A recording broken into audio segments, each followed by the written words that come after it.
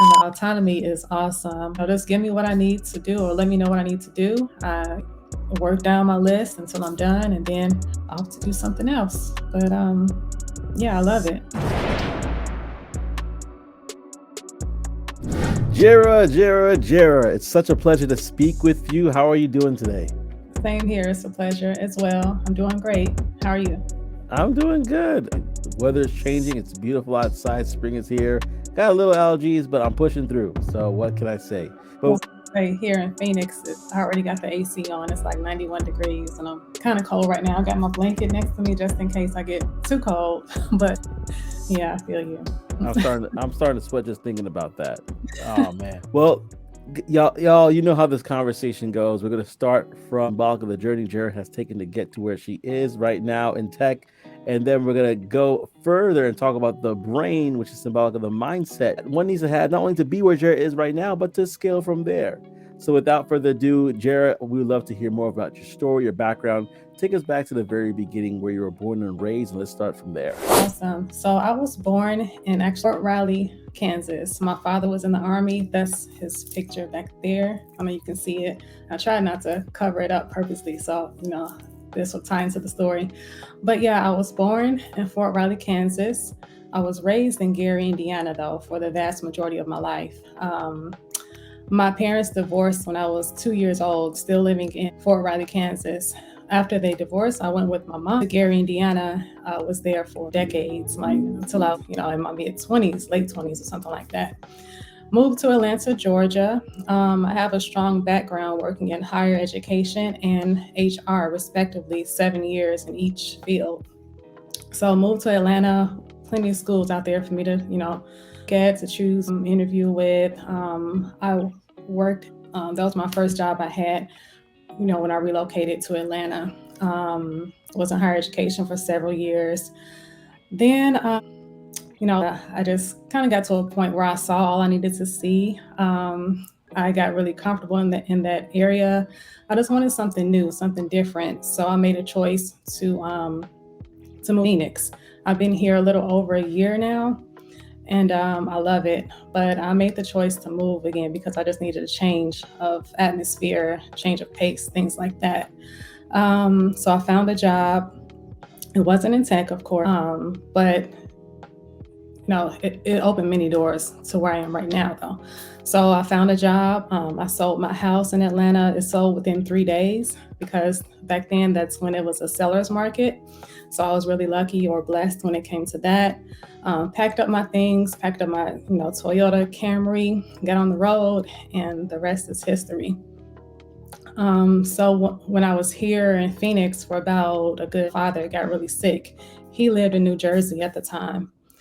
So I had to take some time off work to travel to see about him while I was within within a span of 5 days, he passed away.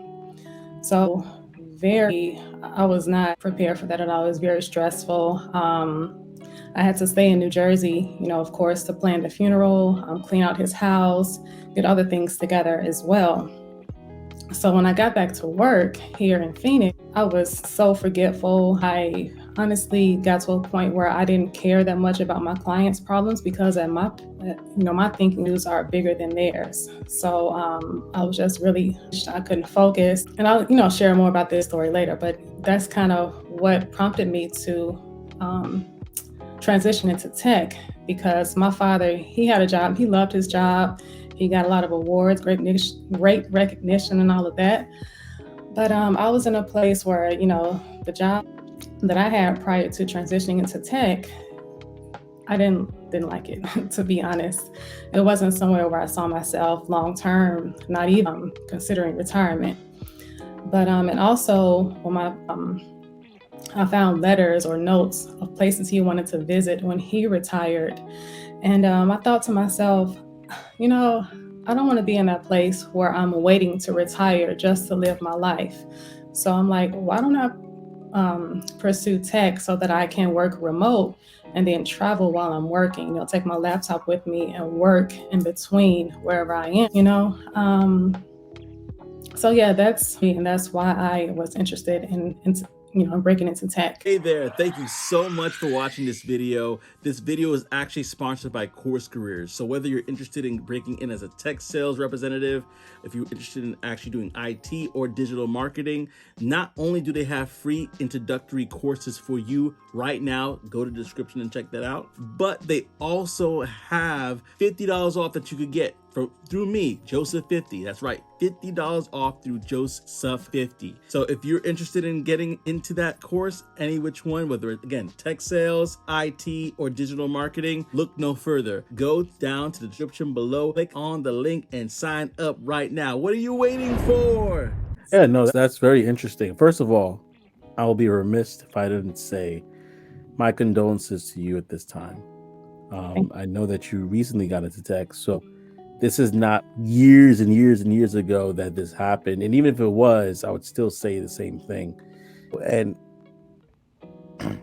because once you lose somebody, right? When somebody loses someone close to them, it takes over time.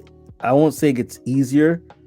You're just able to manage it differently. You know what I mean? And so that's the thing I always like to highlight on our show, because this show, as much as it's about tech, it's about the human experience. It's about the stories behind the people that break into tech, because we need to see ourselves stories to not only have a great level of empathy, but a great level of hope and admiration to be able to say we can do it too.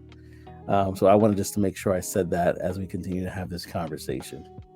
Thank you so much. I always tell people grief is something that never really goes away. Like you said, it's just something you learn to work around.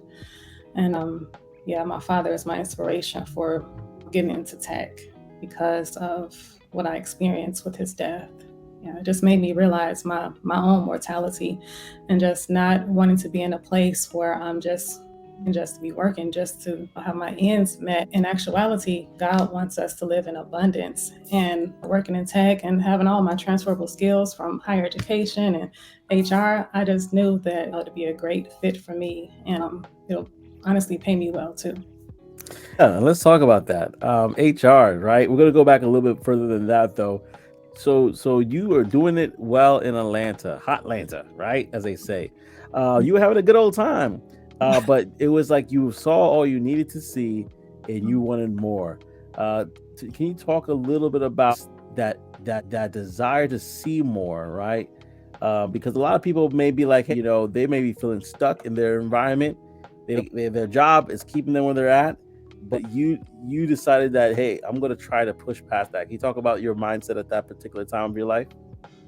Yeah, before I get into that, I just want to say I could be in a different situation than some people that are watching this, because for me, I don't have a family, so it was easier for me, pack up my things and just move like that.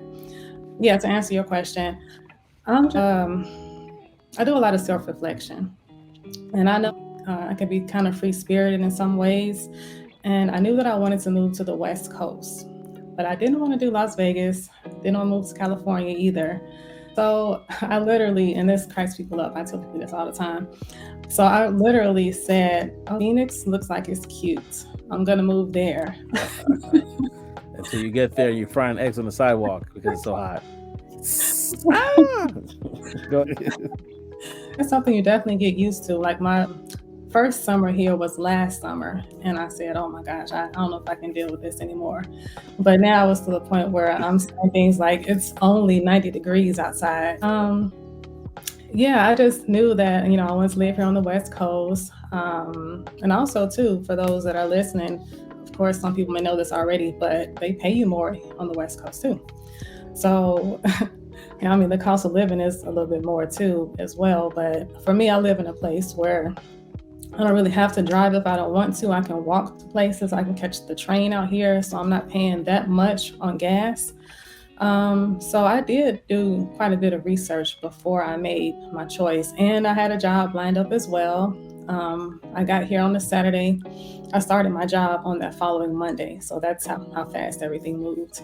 So I would just say, just know yourself, know what you want, do your research, and make sure you have something lined up. Don't just come out here or wherever you're going to or trying to go to and wing it. Have a plan in place.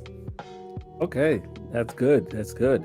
And how did human resources prepare you for tech?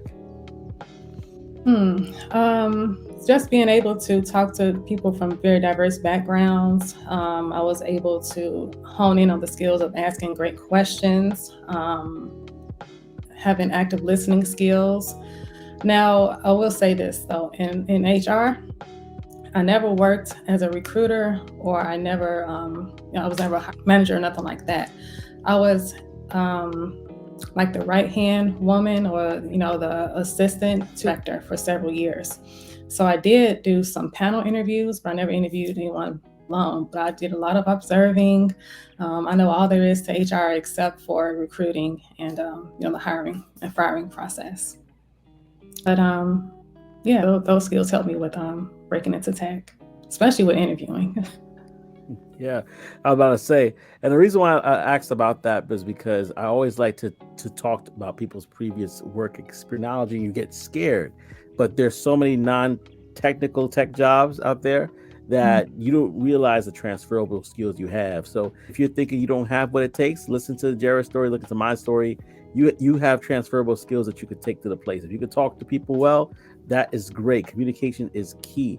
If you're a great listener, that is key. So definitely go ahead, click that link below and try out the free introductory course with Course Careers. It has changed. Absolutely. Yeah. So with that being said, I want to definitely talk about your experiences with Course Careers. How did you find out about Course Careers? Tell me a little bit more about your story there. Okay, so let me go back on that a little bit. So during that time when my father passed, and I went back to my job. I came back here to Phoenix after that whole experience in New Jersey. I couldn't focus at work. I felt like I was useless anyway. So I resigned. During that time, I was unemployed for, what was it, about 4 months until I broke into tech? Yeah, 3 or 4 months. But, in the beginning phases, when I was just at home grieving and, processing everything, that's when I started tuning in more into Instagram, and I saw Cyrus's live streams and his interview with Anthony O'Neill. And I'm like, okay, that's when I learned about both course careers and career. I chose Careerist because I wanted, I thought I wanted to be in a live environment where I could ask the instructors questions right then and there. And also too, I needed to be around people, dealing with what I was dealing with. And that did help a lot, just, having that community. But I went to Careerist. I interviewed for quite a few sales engineer positions, but of course I didn't get them. So then that's when I started interviewing for SDR, BDR positions. Got a role. I was in my role for about a week and a half, 2 weeks, and then I thought to enroll in Course Careers because I heard a lot of great things about it. I kept seeing people's posts about how great the course was. And also too, I had never had a sales position before, and I wanted to mix my training with my job with the instruction from Course Careers. So yeah, that's why I chose Course Careers. Hey family, it's Joseph here again. Now you have heard me talk about how tech sales has changed my life. I actually want to introduce you to another career that if you decide to go into it, truly is recession proof, and that is cybersecurity. Level Careers is a platform similar to Course Careers that is self-paced and allows you to obtain knowledge and education in cybersecurity, and get this, without prior experience or a degree. That's right. And so you definitely want to get into that. And if you are interested in learning more about cybersecurity, go ahead and click the link below. It's in my description, and use my promo code Joseph10. That's right. Use my promo code Joseph10 in order to save 10% off of the purchase price of that course. So without further ado, I'm not going to delay you. Go click on the link, check out the free introductory courses, and change your life today. So that's interesting. So you did do a tech bootcamp already, Careerist, and you decided to, it was a little bit more of a struggle getting a sales engineering role. So you stepped into tech sales, and you already had the job, but you went to Course Careers to be able to supplement your learning, your education, your understanding of the role, so that way you could do it better. That is pretty cool. And the reason why I say it's cool because that shows that you're like, hey, I want to be the best I can be. Yes, I've always been an overachiever. Thank you. No, Go ahead. Oh no, I was just saying that I'm glad I did that too. So currently, I'm still in the course. I've made it past everything. I did the practice test, but I need to study more for the actual test. I thought that I could Sunday. It'd be cool to pass this test on Easter Sunday, but I sat down, took a deep breath. I'm honestly not ready. So let me study a little bit more, but I'll take it this coming Saturday, and I'll pass it. All right. Well, I'm going to ask you a very important question because you're one of the rare, and this is like probably one more other person I had that actually were in two different camps. And so I'm going to have to ask you some questions about that because people want to know careers versus, not versus in the sense of being combative, but careers and course careers are totally different. Can you share the contrasting experiences that you had with them, some similarities that you saw between the two of them? So that people that are like on the fence about what course should they take, they could probably look back at this and say, I'm trying to figure out which one should I do? Which one should I take?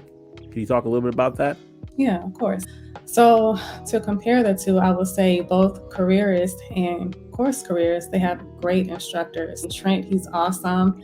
And the instructors I had too while I was at Careerist, they were great as well. Some of them may not be there right now. I think 2 or 3, I don't know, have gone on to do other things. But yeah, the instructors were great. Now, if you're gonna do Careerist, even though the classes are recorded, I would highly recommend those classes live. You just get a better experience that way.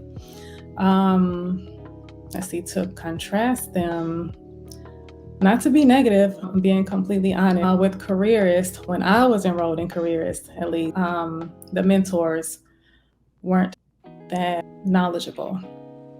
Mine was, but other people that were in the course with me, some of them had, try not to say, but mentors that weren't as knowledgeable as others.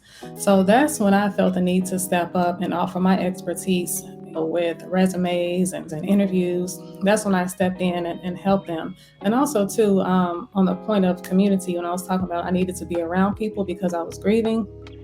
Honestly, I never said this before to anybody, but honestly, that helped to heal me, just knowing that I could, during that time when I was grieving, it took my mind off a lot of things. Yeah, that's when I decided to step in and help people who didn't have that guidance from their mentor at Careerist. That's the only thing, but as far as Course Careers goes, it's 10 out of 10. Amazing experience. Yeah, I think that let's just think about that mentorship piece. That makes a huge difference. One of the things I liked about Course Careers is that you, in a way, you find your tribe within Course Careers, and it may not be a part of your exact cohort like they used to have it. You may find people that you randomly connect with, and you then kind of walk this journey with them. You might meet up on the days that are assigned, or you might just meet up whenever, even outside. I've had conversations with people. I've reached out to them and say, hey, what's going on? How things going on with this area? Objective handling, how's fanatical prospecting going? And even in the Discord group that they had, you had that. And so power that mentorship can play is pivotal in regards to the experience one has at a tech bootcamp. So for those that are in leadership at bootcamps, listen here. You heard it from students that are saying strong mentorships make the difference, or having a strong community. Like you said, you're grieving. Having that community is so important. So I'm glad you shined light on that. Now, I'm going to talk a little bit more about this because, again, people have questions. So you did the sales engineering bootcamp versus SDR bootcamp. Now, mind you, you already had the SDR bootcamp. So it obviously shows that becoming an SDR is very is easy. Can you talk about the difficulties of becoming a sales engineer? Because some people are not too sure about that either. I thought if you go to the boot camp, you can become a sales engineer. What's the problem? But can you talk a little bit about the differences in those two roles? Yes, with my sales engineering, specifically with my interviewing experience, I get jobs easily. Not trying to brag, but I interview really well. And I would make it to the 3rd and 4th round of the interview process when I was interviewing for the sales engineer positions. But for some reasons, whatever they were, I wouldn't get the job as a sales engineer. Now, one piece of feedback was shared with me. They said that I didn't sound excited enough during my demo. I don't know what that was about. I don't know if they wanted me to tap dance or it just got to a point where it's like, I want to experience the interviewing process and not have to do a demo. So that's when I changed my resume around a little bit, added some of those transferable skills that have helped me to get into an SDR or BDR position. Yeah, it was easier for me. It may not be that same case compared to my sales engineer interviews and my SDR, BDR interviews. Piece of cake. And I was going to actually ask you, now that you're talking about it, how much more, and I think this is obvious, but I want to dive a little deeper. How much more was experience brought up when you're interviewing for being an SE or a sales engineer versus having experience when you're interviewing for SDR? Which one made it a point to point out the fact that you lacked experience in either of those positions? Yeah, my SDR, BDR interviews, all they asked me was, how do you feel about getting on the phone and speaking to potential clients or prospects? That's all that they asked me. Now with the sales engineer interviews, they kind of drilled me on my experience, sales experience. I didn't have any. So yeah, that could have been a factor too as to why I didn't get the job. But at the same token, why was I moved to so many rounds when you saw beforehand that I didn't have this, you know what I'm saying, the sales experience? So it was just, so eventually maybe one day I will start, interviewing for more or applying for more roles. But right now I just want to get the sales experience under my belt and also move up within the company that I'm in too. Yeah, no, that's good that you have. It seems like you have a plan of what you want to do. You want to get that experience as an SDR. You want to move up, see yourself, how far you can go. And if the opportunity presents itself, then you might try to pivot into becoming an SC. And just to clarify for those that are watching, because I get this question a lot, can you go from SDR to SC? Not necessarily. That's not like the trajectory as an SDR or a BDR. The trajectory is SDR, BDR, and I'm going to actually break it down to smaller things real quickly because people ask these questions a lot, so I want to make sure it's clear. Okay, so SDR, Sales Development Representative or Business Development Representative, BDR, the next kind of motion or the next kind of chain in that, he was considered a senior SDR. And then after a senior SDR, depending on what organization you work in, it could be a specific group here called the Inside Sales Rep or the ISR.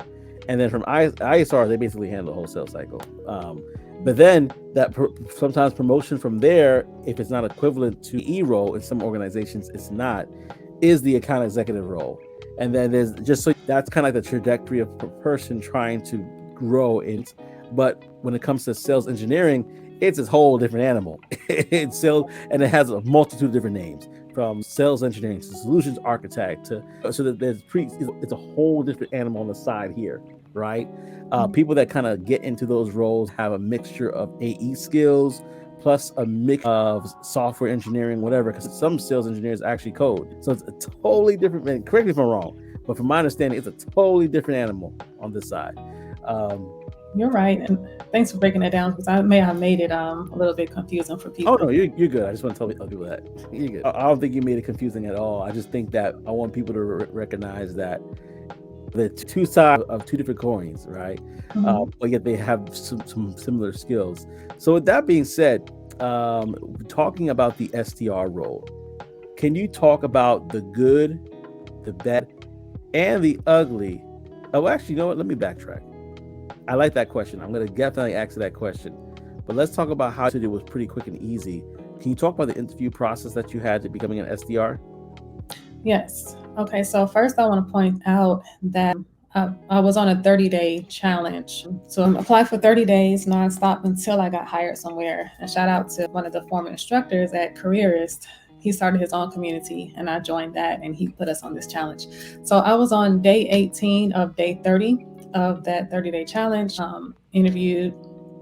The whole process took about a week and a half, maybe 2 weeks. By day 23 of the challenge, I got my offer letter.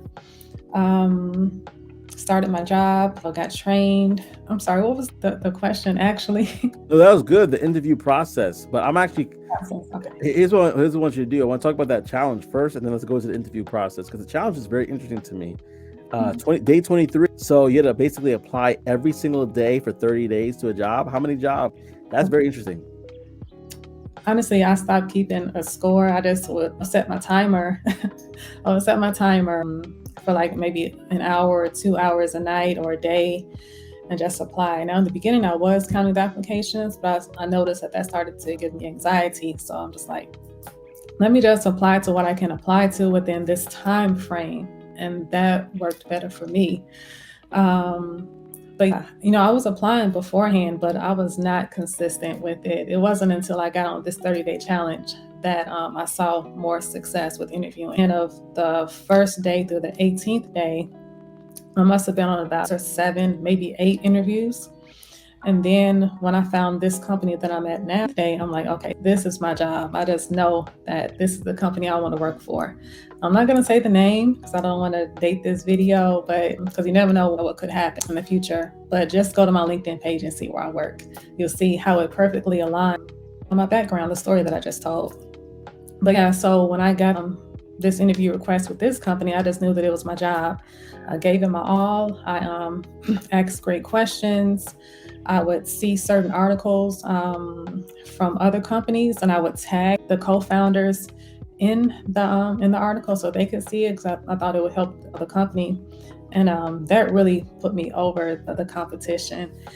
And they shared with me, when they saw that I was doing those things, I was working before I got the job, they shared with me that's what made them want to hire me. Do the job too. Get the job. I feel like those old commercials, Ronco commercials, set it and for get it. I don't know if you remember that one, but the little ovens that they had. Get the job. I'm gonna highlight that gem first, and then I'm gonna go back to that 30-day challenge. That I want to dig deeper in. But you did the job to get the job, right? So and this is a reason why I'm highlighting this for people, because my audience, the people that are listening to this, are people that are on the fringe. They want to get into tech, or they're already in tech at Course Careers, or whatever the case may be, at some boot camp, and they're trying to get over the hump. So what you did, you find articles, specific articles that were relatable to the job, to the field that you're looking to get into. Sent that research, your prospect, to as a gift almost, to be able to show, I think this will be beneficial for you. This will be helpful for you and in your business. I understand it. And the reason why I'm saying that is because I had a training recently, and when I say recently, a couple months ago, for one of our key people that work in sales. And he's like, hey, oftentimes salespeople want to ask for things. Why don't you approach especially a new prospect with a gift, something you want to give? And I don't even know if you knew that, but you were doing that. You were providing a gift. You're providing a resource to them, and you weren't asking for anything in return. Of course, you want to interview for the job, but in that particular instance, you're not asking for anything. You're giving something of value to them that not only shows that you are considerate of what they do, but you also show that you're knowledgeable about what they do. So that was a gem right there. If y'all don't catch that, I'm throwing it to you right now. Catch it again. When you're doing a job to get the job, stuff like that will set you apart.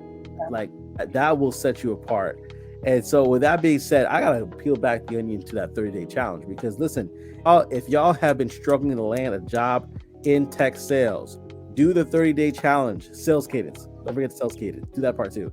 Do the 30-day challenge, right? And so you set a time from an hour a day for 30 days until you got a job, pretty much, right? Yep, I would use LinkedIn. Sometimes I use Easy Apply, but I would always go to whatever company that was. I would go to their website and apply on the company website after I Easy Apply, to just take that extra step. I would do it whether I was tired or not. And interesting, I didn't mention this, but the 18th day, I was super exhausted. I didn't want to be bothered with, but something told me to just apply anyway. So I'm like, I'm gonna just do 2 applications and go to sleep. So I submitted 2 applications. Then God told me to scroll down the LinkedIn page just one last time before I close my laptop. And I did that. And that's when I saw the company that I work for now. And I was like, oh, wow. As soon as I saw the company and what they stood for, that mission and vision, I instantly woke up. I had energy all of a sudden. And I applied on the website, and then I reached out to the co-founder, because it's a startup. So they don't have an HR team just yet. So I reached out to the co-founder, sent her a message, and the rest is history. Yeah. Man. And now I'm going to go back to that interview process. You said, like, how did that interview process look like for you going through that? It was, the first word that comes to my mind is laid back, but at the same time, it wasn't laid back. In comparison to working in corporate for so many years, it was nothing like those interviews. The interviews were fun, but at the same time, they seriously wanted to know my background, why I was interested in the role. Oh, and I was able to tell my story in full detail. Because of their mission and vision, it aligned with my background. So I wouldn't always share my story of being inspired to break into tech because of my father, because I just didn't know how I would receive that information. So with this interview with this company, I was just fully transparent, was able to be myself and tell my story and showcase my personality more. And I believe those things in conjunction with my background and just the way that I present myself, that's what got me the job. All right, so now you're in tech. Talk about the day in the life as an SDR or BDR. Definitely being on the phones. And here's the thing too, I feel the need to say this. For people that's trying to break into tech as an SDR, BDR, well, for me, I'm not always on the phone. I send emails, I do some LinkedIn outreach. So I'm not on the phone all day, but I am on the phone every day. Trying to find the right fit for the software that aligns with the company that I'm speaking to, if that makes any sense. Yeah, so a day in the life of an SDR, for me, I'm not always, now I am on the phone every day, but not every day. I felt the need to say that because some people may be looking at SDR, BDR rolling if you have to be on the phone all the time, and that's not always the case. At least with me, it's not. So I'm also sending emails out, following up, making LinkedIn connections, networking that way, and just trying to find the right company that will align or software useful for their company. So yeah, that's the day in the life. Trying to meet quotas, and that's what I can. And I'm still learning too as well. So I hear that. And can you talk about the autonomy that you have now? Or do you feel like you have somebody breathing over your back every time you're doing something? Can you talk a little bit about that? Yeah, so with me also working on the West Coast, I have to wake up a little earlier than everybody else. But at the same time, I finish earlier than a lot of people. So days are about 6:30 a.m. West Coast time, about 8:30, 9:30 Eastern Standard Central. So I'm off West Coast time. I get done with my tasks by sometimes, maybe 2 p.m. So I love that. I love the fact that I'll get to work from home 100%, get to eat what I want, when I want to. That's the issue I had working in person. I'm not always hungry at the same time. So, the whole lunch hour thing, go to lunch at 12 or 1 o'clock, I always had an issue with that. But I don't have to worry about that right now. Not anymore. So yeah, I love that. And the autonomy is awesome. Just give me what I need to do or let me know what I need to do. I work down my list until I'm done and then off to do something else. But yeah, I love it. I didn't know this. I was going to say, for those that are on the West Coast, y'all get yourself an East Coast company because y'all are going to love it. I have another coworker who lives on the West Coast and his day is done by 2. He has a whole day. And if you think about it, you go to sleep, right? Let's say you go to sleep with normal 9, maybe 10, right? 8 is for, I guess, because I have kids and that's why I'm always tired. Right? So my bedtime might be a little bit earlier than y'all. So let's say 10, 11, right? You get your sleep. Let's say you want to wake up early, work out, whatever, 5 o'clock, maybe 4:30, and you start working at 6:30 and you're done by 2. You know how much time you have left? That is the game changer right there for you. So yeah, definitely do that. Now it's a cheat code. It's a cheat code. Now, we're getting ready to wrap it up. I'm going to ask a couple more questions before that. One is, let's give people the real. They want to know, okay, everybody's talking about how good tech is. We talked about the good. Now, what's the bad and even the ugly side of tech? Do you have any stories or do you have any sort of instances where you feel like, oh man, I don't like this part of tech? You can be honest and transparent and say nope, or you can just be honest and transparent and say, yeah, there's a couple of things. I can't think of anything except when my technology, when my internet goes down. I just moved into a new apartment recently, so I can definitely attest to this. And the internet was acting up. It kept going in and out. I couldn't get done what I needed to get done, so work kind of piled up for the next day. But yeah, I don't too much when the technology goes out because I don't know how to fix it, and having to wait on a cable person or a technician to come by, that was kind of a little irritating. So I'm laughing because I'm up and was if our internet's working. right. Like we don't like our people are nice. At least from my company, I can speak for myself. My people are nice. My manager's great. Work-life balance. If I'm working after hours, she's like, "What are you doing here?" Go home. I know you're already home, but log off. It's a totally different animal. And in regards to what you just said, you said something just now that made me think. I believe in regards to something that you said a lot earlier is that you wanted to have a job where you could kind of get on your laptop and go. Do you have that now? Do you work remotely or do you work from home? I work 100% remote, and actually I'm just talking to my sister about surprising my nephew when he gets out of school in May, because they still live in Atlanta, and I want to come down, just book a one-way ticket down there and surprise him and just bring my laptop with me and work while I'm there at my sister's house until I decide to come back here to Phoenix. Oh man, then you have to actually work the 9 to 5 hours. Oh, but here y'all. So hear this, y'all. She works remote.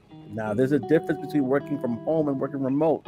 Working from home means you only can work from home. You can't take a laptop other places. They're checking on you, big brother, they're checking on you. They're making sure that their equipment is where it's supposed to be. Some companies are work from home companies. However, that's not bad. But what's even better than that is working for a remote company where you could travel the world. You just got to make sure you have your internet there. And wake up and be in time for your meetings, but you literally could travel the entire world and be able to keep your job and have experiences like none other. So imagine doing this in Portugal, imagine doing this in Zimbabwe, imagine doing this in other parts of the world, in Brazil, or wherever you want to go and visit. You can do that. Now, in the mind, they have some perks, and we're going to talk about that before we get into the mindset. But you can take your PTO, of course, to go. But if you can save your PTO and kind of just experience life in a different part of the world, why not? And with that being said, if you don't mind sharing, what are some of the perks that you're experiencing working with your company? Being flown out to the headquarters. Come on now. Flown out. They pay for all that. They paid for all that. So I was just in Kansas City, where the headquarters are. I was there in March. And then in June, I'm looking at my calendar here. In June, I'll actually be in Las Vegas for a conference they're sending me to. And at that conference, one of those nights, one of my favorite performers is performing, and that's Janet Jackson. So I get to go to a Janet Jackson concert, on the company. So I love that. They're going to send me a plant for, that I moved to a new place recently. So they're going to send me a plant. I never got that before from other employers. Yeah, it's just awesome. And just the whole mindset, just how everybody thinks innovatively. And yeah, I just feel like it's a great fit for me. And I got to commend you. On doing something that, and not to discourage anybody else who's wanting to pursue being a sales engineer. I don't want to discourage that at all. But I commend you for pivoting in such a way to realizing there is value in maybe not being what you want to be as an SC right now, but being an SDR, because it's opening you up to all these opportunities that you probably wouldn't have experienced if you didn't get to where you wanted to go right away. So that's enjoying that. That's not an easy thing to do. There's a lot of money involved in that decision. So wrapping up here, what is a mindset you would say one needs to have to not only be where you are, but also to scale from there? What comes to mind first is one of my favorite quotes, and I don't have it memorized, but I do have it here. It's by Earl Nightingale. Never give up on a dream just because of the time it will take to accomplish it, because the time will pass anyway. Yeah, a lot of people, they look at some boot camps and they're like, oh, this is 4 months or this is 3 months long. But for course careers, it's however long you want it to be. For me, I started it 4th, and I was finished with it April 6th or 7th. I just haven't taken the test yet. But yeah, the course is, you just have to keep in mind, again, going back to that quote, the time is going to pass anyway. So the more you and haw about it, or the more you kind of go back, especially if you know you have money and you can finance it as well, pay a certain amount every 2 weeks or however it's set up. I don't know. Yeah, just get your ducks in a row. Focus. Don't give up. Don't quit, and surround yourself with like-minded people. Just feel you can always reach out to me via LinkedIn. I don't mind helping. People tell you that, people can attest that that's very true, especially being in Careerist. I was just helping people left and right with interviews and resumes, things like that. But yeah, just surround yourself with a great community. Doesn't have to be a lot of people, and just keep your eyes focused. That's right. Eyes on the prize. Your time's gonna pass anyway. Might as well go for the gold, right? Exactly. Right. That's so good. And everybody, if you want to follow Jerra on her journey, go ahead. The link is in the bottom right here. You click on LinkedIn. You can follow her. You could reach out to her for coaching advice. She was able to pivot in multiple different ways, not only but also where she lives, and now she's experiencing she will experience Janet Jackson, have a whole new experience. So yeah, you connect with that. So it's a pleasure to have you, Jerra. I do appreciate you being here. Yeah, no, thank you so much. It was definitely a pleasure. And so that being said, we're gonna wrap it up here. It was a conversation, folks, and I'm so glad y'all were able to sit in and join this conversation. Like always, I always say, till next time, sincerely, I hope to see you on the other side, the tech side. Take care, family.